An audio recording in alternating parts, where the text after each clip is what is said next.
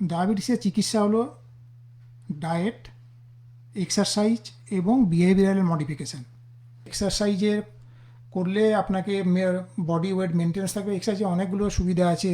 হ্যাঁ, cardiovascular fitness বাড়ে, body weight কমে, মেন্টাল ওয়েলবিং বাড়ে, লিপিড প্রোফাইল কমে, অনেকগুলো অ্যাডভান্টেজ আছে। সুতরাং এক্সারসাইজটা করলে ভালো হয় এবং করতে হবে, ডায়াবেটিসে করা উচিত। তার সঙ্গে বিহেভিয়ারাল মডিফিকেশান করা উচিত। বিহেভিয়ারাল মডিফিকেশান বলতে আমরা বুঝি যারা ধূমপান করেন ধূমপান থেকে বিরত থাকা, যারা মদ্যপান করেন মদ্যপান থেকে বিরত থাকা, যদি সেটা সম্ভব না হয় তাহলে পরিমিত পরিমাণে মদ্যপান করা। মানে হচ্ছে ছেলেদের ক্ষেত্রে সপ্তাহে 14 ড্রিঙ্কের কম এবং মেয়েদের ক্ষেত্রে সপ্তাহে 7 ড্রিঙ্কের কম মদ্যপান করা।